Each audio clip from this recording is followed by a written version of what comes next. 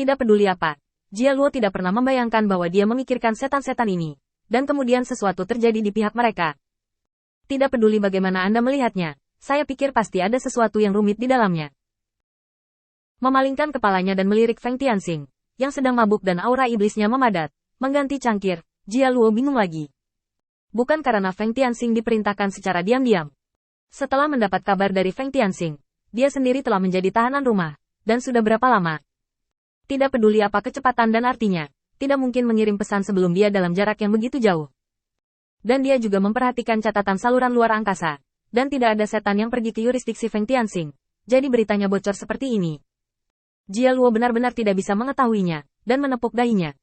Keanehan, ketika utusan itu mendengar ini, dia mengira bahwa Jia Luo sedang mengomel tentang urusan wilayah Feng Tianxing, jadi dia hanya menjelaskan. Yang mulia, Jia Luo, Anda telah berada di tempat tinggi sepanjang tahun. Jadi tentu saja Anda tidak tahu banyak tentang iblis di bawah. Tetapi berdasarkan pengalaman saya selama bertahun-tahun, ini hampir tidak dapat dihindari. Menurutmu, bagaimana Laksamana Feng memulai bisnisnya? Itu bergantung pada terus-menerus menyerap setan dari tempat lain untuk digunakannya sendiri, dan juga membagi orang-orang ini menjadi bawahan dari kroni yang berbeda. Itu tak terhindarkan. Ketika bawahan pergi, setan-setan ini sudah mulai memanggil tentara. Saya khawatir pertempuran akan pecah kapan saja. Jia Luo masih mengerutkan kening. Ini terjadi terlalu tiba-tiba. Namun, dari kata-kata pembawa pesan, dia samar-samar bisa menyimpulkan sedikit kebenaran. Sejak awal, tidak ada kekuatan iblis langsung di bawah yurisdiksi Feng Tianxing. Dia hanya seorang penjaga toko lepas tangan. Dia tidak peduli tentang apapun, dan memberikan kekuatan penuh kepada bawahannya. Ini sepenuhnya terlihat dari fakta bahwa dia telah lama berada jauh dari yurisdiksi, dan masih belum ada kekacauan. Ada begitu banyak masalah sepele dalam yurisdiksi yang begitu luas. Dan jika dia tidak menanganinya dalam sehari, itu bisa menumpuk seperti gunung. Tapi Feng Tianxing tidak mengatakan sepatah kata pun tentang itu. Bawahannya memiliki terlalu banyak kekuatan dan dapat menyelesaikan masalah apapun sendiri. Dan begitu Feng Tianxing, tokoh kunci yang duduk di kota, hilang. Ketika konflik kepentingan muncul, konflik pasti akan meletus, diikuti oleh perang mereka sendiri. Kamu tidak memiliki bawahanmu sendiri, dan para jenderal di bawah komandomu memiliki kendali penuh. Kamu telah mempersiapkan Feng Tianxing sejak pagi hari, tetapi kamu kebetulan bertemu denganku. Galo menghela napas panjang. Kali ini, dia awalnya ingin memakan prajurit elit di tangan Feng Tianxing untuk mendekorasi dirinya sendiri. Ini hanyalah salah satu aksesori untuk memeras Feng Tianxing, dan itu tidak dapat dianggap sebagai tujuan utama. Setelah memikirkannya, Jia Luo akhirnya berbicara. Kalau begitu lepaskan dan biarkan mereka bertarung satu sama lain. Aku tidak bisa mengembalikan Feng Tianxing. Jia Luo tahu betul bahwa setelah Feng Tianxing kembali, akan terlalu sulit baginya untuk menipunya kembali, terutama ketika dia hampir dalam pertikaian untuk melemahkannya sebagai anak kelima. Biarkan dia kembali untuk mengatur kekuatan adalah sama saja dengan modal bagi Feng Tianxing untuk kembali. Masalahnya sudah setengah selesai. Tidak peduli benar atau salah, kita hanya bisa menggigit peluru dan melanjutkan.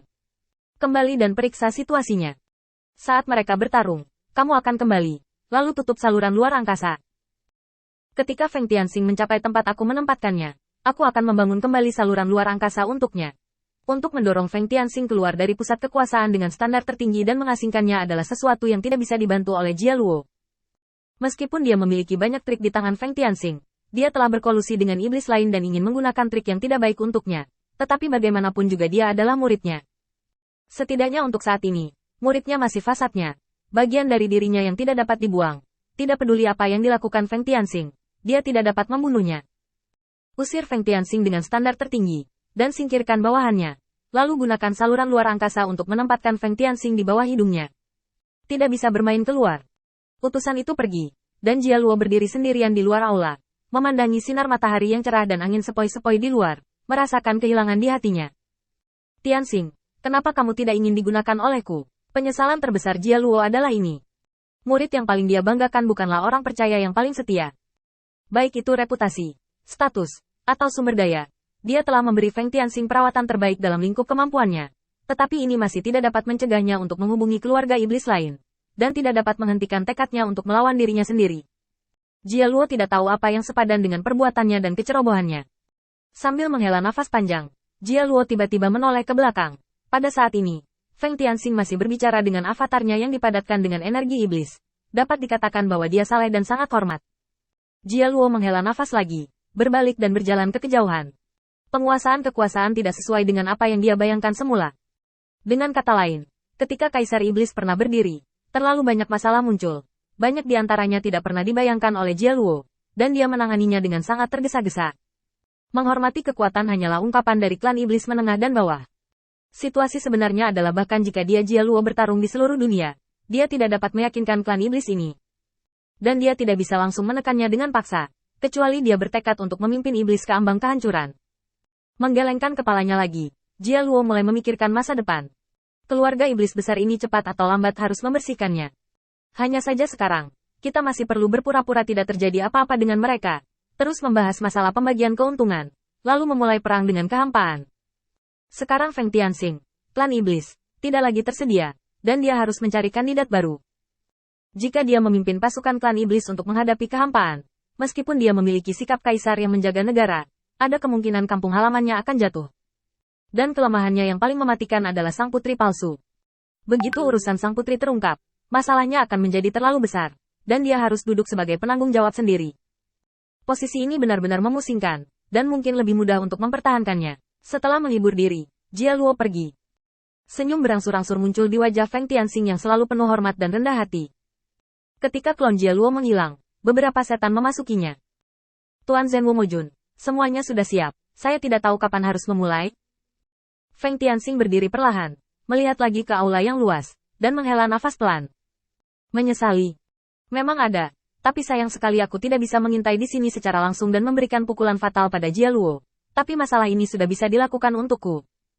Min Guangwu, sisa umat manusia yang lebih mudah mendapatkan kepercayaan Jia Luo daripada dirinya sendiri dan tahu cara bersembunyi, dapat melakukan semua ini dengan baik.